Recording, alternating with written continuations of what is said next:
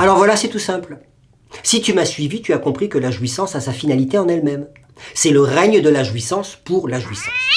Lacan prenait l'exemple du chat qui ronronne et dont tout le corps se met à vibrer. Freud, lui, pour faire comprendre que la jouissance n'était pas la satisfaction d'un besoin, d'une demande ou d'un désir, Freud avait inventé un autre type de trajet, d'impulsion, qui n'était ni besoin, ni demande, ni désir. Il appelait ça la pulsion.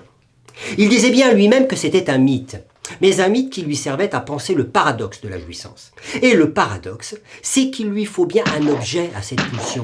Mais c'est pas ça qui compte, parce que l'objet peut être remplacé par un autre. Ce qui compte, c'est que par le moyen de l'objet, quelque chose puisse se jouir. Tiens, prends l'exemple de la faim.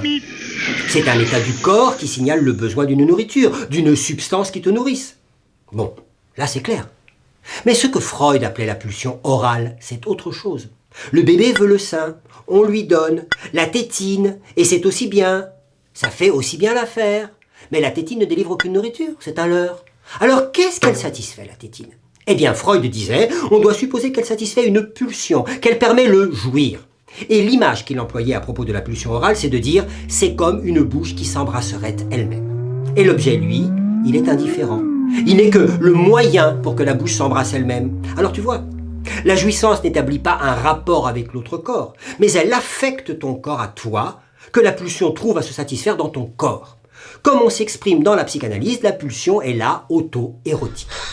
Alors tu vois, là au niveau de la pulsion, c'est chacun pour soi. Mais comme chacun est seul devant la perspective de sa mort, qui sera la sienne et celle de personne d'autre, eh bien disons que de même, chacun est seul avec sa jouissance.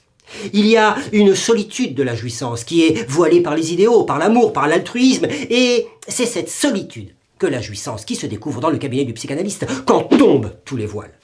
D'ailleurs, tu peux te demander si l'analyste n'est pas là. D'abord pour que tu n'aies pas trop peur quand cette solitude radicale te découvre. Hein. Et qu'est-ce que tu découvres?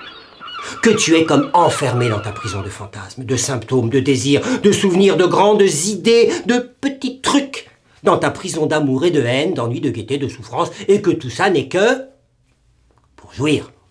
Pour le se jouir. Et que le se jouir, c'est pour rien. Si tu veux, c'est une vérité, et elle porte un nom, c'est une vérité cynique. Et ton analyste lui-même, qui n'est le messager d'aucun idéal, qui dans sa pratique doit se garder d'éprouver de l'amour et même de la compassion, il doit se tenir au niveau de cette vérité cynique, qui est celle qui correspond à l'absolu de se jouir. Voilà. Tu sais tout sur la jouissance, sauf que tu vas me dire qu'il y a le bien, le couple, la société. Eh oui, mais la jouissance, elle a besoin d'instruments, de moyens de jouir, comme la bouche a besoin de la tétine. Au fond, le vrai complémentaire, il est là. Il est dans cet objet, comme la tétine, dans ce bouche-trou, dans ce bouchon. Et c'est pour ça qu'on l'a d'abord appelé l'objet perdu, pas à moitié comme chez Aristophane, mais ce bouchon qui, comme le plus précieux de toi, que tu aurais perdu. Alors tu vois. C'est par là que tu es connecté avec la civilisation qui te fournit de quoi jouir. Et ça se renouvelle, comme les symptômes, eux aussi se renouvellent.